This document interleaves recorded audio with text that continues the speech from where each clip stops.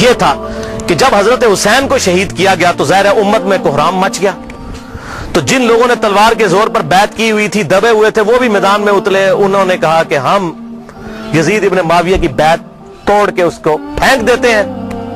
سب سے پہلے اہل مدینہ نے بغاوت کی، اور صحیح مسلم میں کتاب الامارہ چیپٹر میں موجود ہے یہ چیز، امارت کے بیان والے چیپٹر میں صحیح مسلم کے اندر.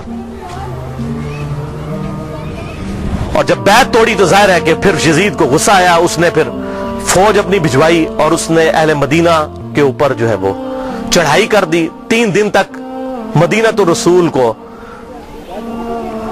حلال ٹھہرا لیا کہ وہ حضرت عثمان غنی رضی اللہ تعالیٰ عنہ جنہوں نے شہادت گوارا کر لی، لیکن مدینے میں اپنے دفاع میں تلوار نہیں اٹھنے دی کہ مدینہ تو رسول میں میری وجہ سے خون نہ گرے. اس یزید ظالم شخص نے مدینے پر حملہ کروایا اور قتل عام مسلمانوں کا کروایا. صحیح بخاری میں کتنی حدیثیں میں ان کے حوالے دے دیتا ہوں. صحیح بخاری میں 2604، 2959، 4024، 4906 یہ صحیح بخاری میں ہے. صحابہ کا قتل عام کروایا. یہ کہتے ہیں صحابہ کے گستاخ، اور جنہوں نے چمچے انہوں سب تو بڑے گستاخ او جے صحابہ تھے جنہوں نے صحابہ نو قتل کیتا جے. گالی دینا سے چھوٹا جرم ہے، قتل کروانا بڑا جرم ہے. اور گالی بھی میں نے بتا دیا انہوں نے شروع کروائی ہوئی ہے. یہ ساری بدعتیں بنو امیہ کی شروع کی ہوئی ہیں، ممبروں پر حضرت علی پر لعنت کرنا اور صحابہ کو قتل کرنا. اور صحیح مسلم میں 3339، 3319، 3323 سے لے کر 3333 تک یہ 15-20 احادیث ہیں جن کا لب لباب یہ ہے کہ آپ صلی اللہ علیہ وسلم نے ارشاد فرمایا جس نے اہل مدینہ کو ڈرایا، اہل مدینہ کو دھمکایا یا مدینہ میں بدعت کو جاری کیا، مدینے والوں پر ظلم کیا، اس پر اللہ کی لعنت، اللہ کے فرشتوں کی لعنت اور تمام لعنت کرنے والوں کی لعنت. کہتے ہیں یزید پر لعنت نہ کریں. ہم کسی کلمہ گو اہل قبلہ کے اوپر لعنت کے قائل نہیں ہیں. آپ صلی اللہ علیہ وسلم نے ہمیں منع کیا ہے، لیکن اس کا یہ مطلب نہیں کہ وہ لعنت کا اہل نہیں ہے. لعنت خود بخود ہو جائے گی. قرآن میں آیا لعنت اللہ علی الکاذبین، جھوٹوں پر اللہ کی لعنت. آپ میرے سامنے واضح جھوٹ بولیں، میں آپ کو لعنتی پھر بھی نہیں کہہ سکتا، حالانکہ آپ لعنت کے مستحق ہو رہے ہوں گے. جھوٹ بول کے خود بخود مستحق ہوں گے لعنت کے. اسی طریقے سے سورہ محمد کی آیت نمبر 22 اور 23 میں آتا ہے جو لوگ فساد فی الارض کرتے ہیں، زمین میں قتل نہ حق کرتے ہیں، ان پر اللہ تعالیٰ کی لعنت ہوتی ہے. تو قرآن میں لعنت آئی ہے ظالموں کے اوپر، تو ہمیں تو بھیجنے کی ضرورت ہی نہیں. خود بخود جسے فٹ اسے گفٹ، جو ایسا کام کرے گا وہ خود لعنت کا مستحق ہو جائے گا. ہم کیوں لعنت بھیجیں؟ وہ خود بخود لعنت کے مستحق ہو گیا. وَلِعَاذُ بِاللَّهِ تَعَالَى. اور اسی واقعہ، اس کو واقعہ حرہ کہتے ہیں، جس میں اہل مدینہ کو لوٹا گیا.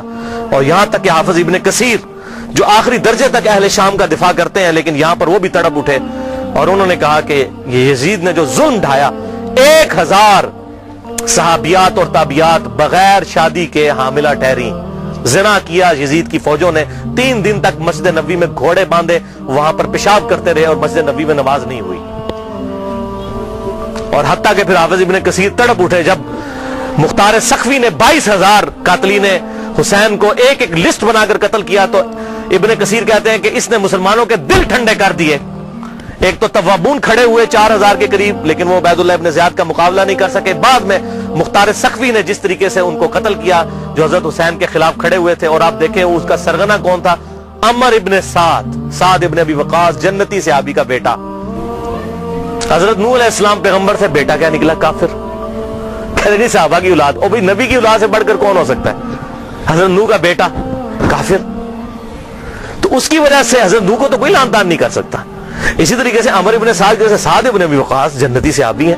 ایک مجلس میں جن 10 صحابہ کو بشارت ملی ان میں یہ بھی شامل ہے، اور آخری وقت تک یہ حق کی آواز بلند کرتے رہے الحمدللہ. اب سعد ابن ابی وقاص میں صرف بیان کروں کس طرح وہ حضرت علی کے فضائل امیر معاویہ کے دور میں بیان کرتے تھے اور ڈنکے کی چوٹ پہ کرتے تھے، اور جو لوگ حضرت علی پر لعنت کرتے تھے ان کے وہ خلاف کھڑے ہوتے تھے. یہ پورا ایک ٹاپک ہے بخاری اور مسلم کے اندر، جو کبھی ٹائم ملا تو میں انشاءاللہ بیان کروں گا. لیکن بیٹا آگے دیکھیں کیا نکلا. اسی واقعہ حرہ پر امام احمد بن حنبل رحمۃ اللہ علیہ کا قول صحیح سند کے ساتھ اسی ابن جوزی کی کتاب میں موجود ہے، صفحہ نمبر 40 پہ، جو عربی میں نسخہ ہے، اردو میں آپ کو مل جائے گا. یہ امام احمد بن حنبل سے ان کے شاگرد نے پوچھا یزید ابن معاویہ کے بارے میں کہ کیا آپ یزید ابن معاویہ کے بارے میں آپ کا کیا خیال ہے. یہ اب میں آپ کو بتانے لگوں کہ اہل حدیث کا کیا موقف تھا. سب سے بڑے اہل حدیث اہل سنت امام احمد بن حنبل المتوفا 241 ہجری، جو اہل سنت کے بڑے ائمہ ہیں، بخاری اور مسلم کے استاد ہیں. اور وہ کیا کہہ رہے ہیں؟ آپ حدیث میں کس کو لیتے ہیں کہ جی کس راوی پر بحث کرنی ہے؟ آپ کہتے ہیں یہ فلاں محدث اس کو ضعیف کہتا ہے. اب یہ سب سے بڑا امام اہل سنت کا کیا کہہ رہا ہے؟ وہ کہتے ہیں کہ یزید وہی ہے جس نے مدینے والوں کے ساتھ وہ کرتوت کیے جو اس نے کیے. شاگرد نے پوچھا یزید نے کیا کیا تھا؟ احمد بن حنبل نے فرمایا اس نے مدینے والوں کو لوٹا تھا. شاگرد نے پوچھا کیا ہم یزید سے حدیث بیان کر سکتے ہیں؟ احمد بن حنبل نے فرمایا یزید سے حدیث مت بیان کرو، اور کسی کے لیے یہ حلال ہی نہیں ہے کہ وہ یزید سے ایک حدیث بھی بیان کرے. پھر شاگرد نے پوچھا کہ جب یزید نے یہ حرکتیں کی تھیں تو کن لوگوں نے یزید کا ساتھ دیا تھا؟ تو احمد بن حنبل نے فرمایا اہل شام نے، یہ شامیوں نے یہ غلط کام کیا تھا جو یزید کے ساتھ مل کر اہل بیت کے ساتھ اور اہل مدینہ کے ساتھ ظلم ان پر ڈھایا تھا. یہ دوسرا کارنامہ. اور تیسرا سیاہ کارنامہ 64 ہجری میں اسی دوران حضرت عبداللہ ابن زبیر رضی اللہ تعالیٰ عنہ، یہ وہ صحابی ہیں جن کے بارے میں صحیح بخاری میں آتا ہے جب مسلمان ہجرت کر کے مدینہ شریف آئے تو یہودیوں نے کہا ہم نے مسلمانوں پر بندش کر دی ہے، ان کے گھر اب اولاد نہیں ہوگی. تو سب سے پہلے بیٹا پیدا ہوا حضرت ابو بکر کا نواسا عبداللہ ابن زبیر، حضرت عائشہ کی جو بہن تھی اسما بنت ابی بکر، ان کا بیٹا عبداللہ ابن زبیر. اور حضور نے اپنے مبارک ہاتھوں سے ان کو گٹی دی تھی کھجور چبا کر، صحیح بخاری میں آتا ہے. یہ وہ ہیں عبداللہ ابن زبیر صحابی.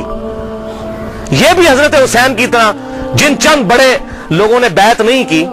کون کون تھے ان میں؟ حضرت حسین ابن علی، علی کا بیٹا، حضرت عباس کا بیٹا عبداللہ ابن عباس، ابو بکر کا بیٹا عبد الرحمن بن ابی بکر، اور زبیر کا بیٹا ابن زبیر، عبداللہ ابن زبیر. تو یہ نمائندہ شخصیات ہی سامنے آتی ہیں نا. مجھے بتائیں آج اگر زرداری اور نواز شریف مل کے عمران خان کی بیعت کر لیں تو کیا یہ دو بندوں کی بیعت ہوگی؟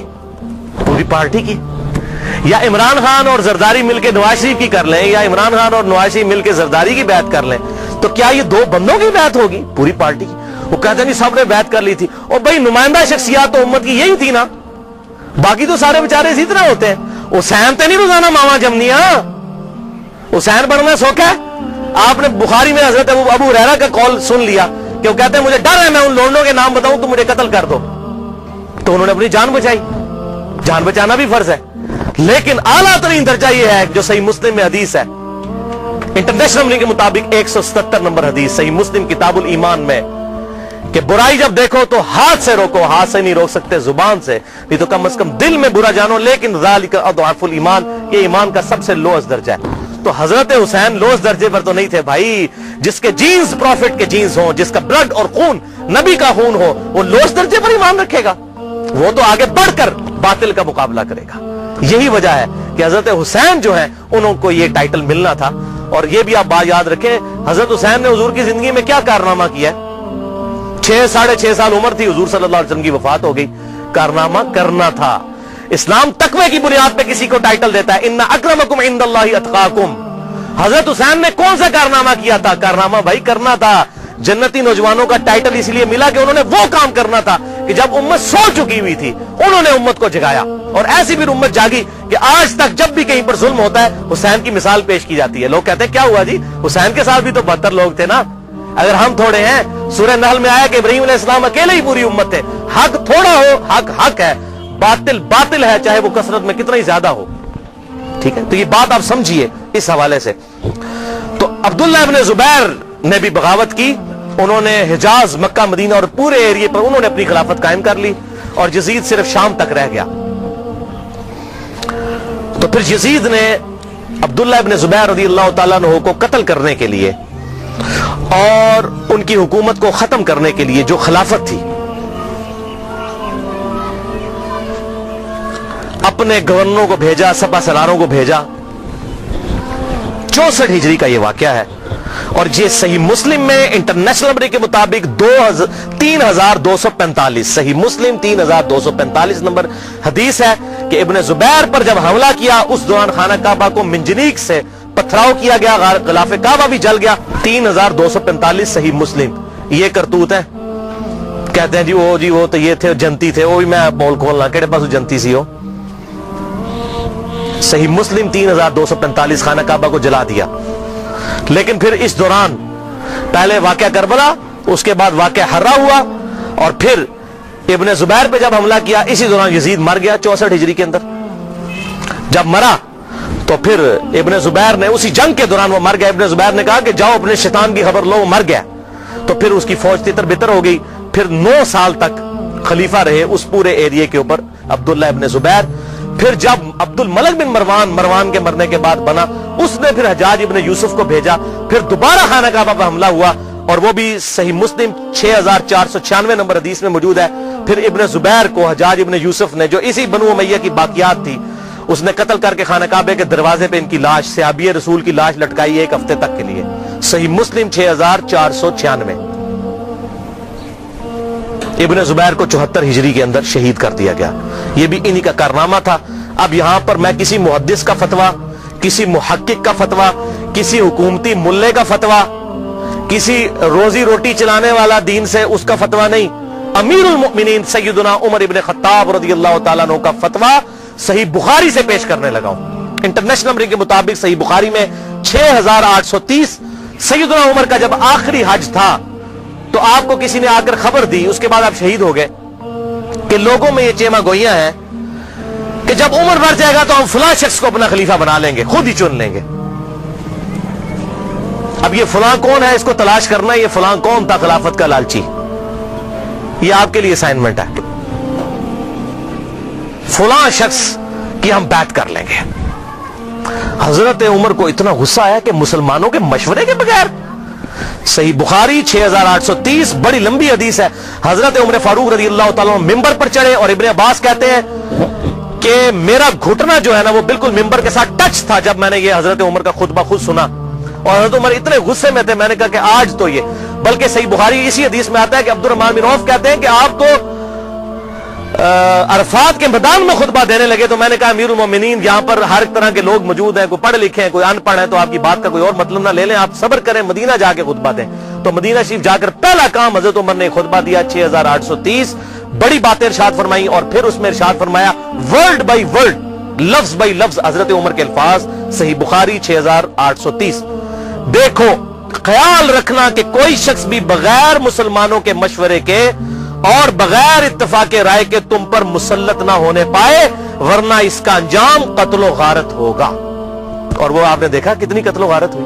حضرت حسین کو شہید کیا گیا, واقعہ ہررا ہوا, پھر خانہ کعبہ کو جلایا گیا. پیچھے کیا رہ گیا؟ مکے کی حرمت پامال, مدینے کی حرمت پامال, اہل بیت کی حرمت پامال.